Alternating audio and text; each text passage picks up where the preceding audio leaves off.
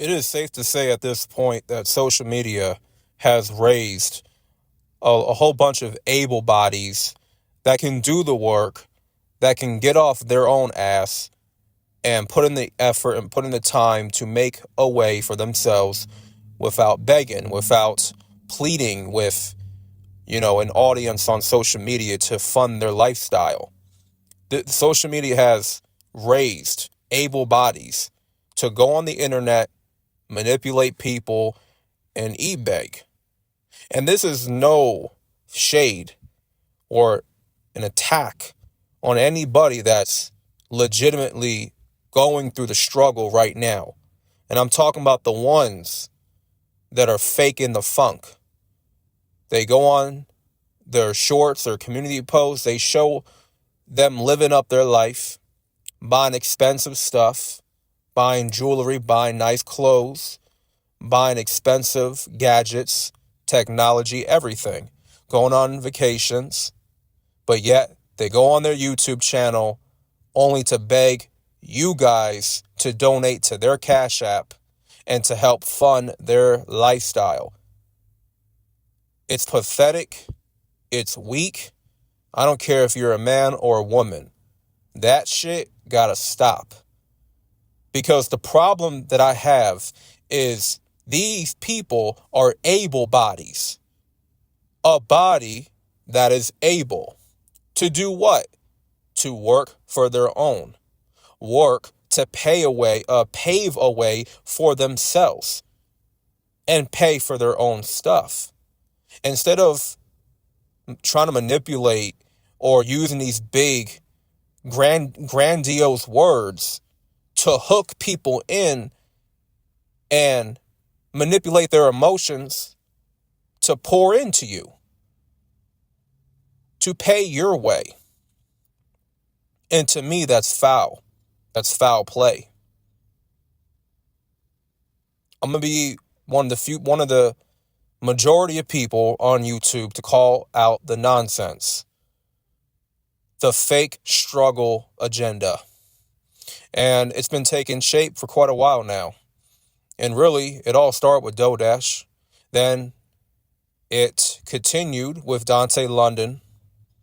And, when it comes to both of them, their situation is different from one another. Both of them are scamming in their own different ways. Almost similar, but they have their own separate way of manipulating their audience. With Dodash, it's more strategic. With Dante London, we can tell he's very immature. We can tell that he's not all there in the head.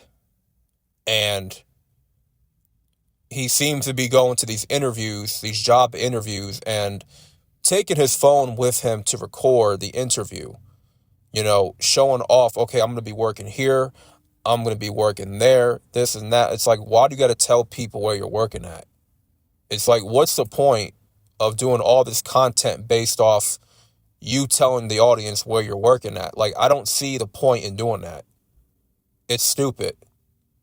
And then you're also encouraging people to steal everyone else's content, steal their titles, steal their videos. It's like, dude, that's being a plagiarist. That's being a copycat. Okay, and YouTube will eventually pick up on that you're doing. You're stealing people's content, you're stealing people's titles and all that. Eventually that's going to be caught on to. And that's not necessarily going to work. Because, you can tell somebody to steal a title of a video, steal this person's content idea for their own channel, and they'll get the same amount of views, same amount of engagement as that person did. And that's not true. That's not going to happen. Because that type of content, it worked for that person and their audience. It may not work for you. So telling people that makes no sense. It's a stupid idea. And I would suggest for any up and coming YouTuber to not fall for that game, to never do that, you know?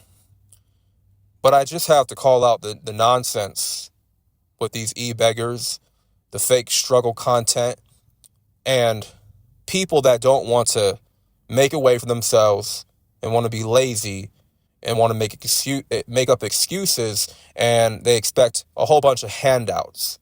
Like, who goes on YouTube to post about their light bill is due? I need your money to help me pay. I need help paying my light bill. It's like, bitch, you better go pay that light bill yourself. Ain't nobody finna pay your utility bills. Okay? Your utility bills is your responsibility, ma'am. Ma'am, you also don't have no kids. You're single. You don't have any major responsibilities.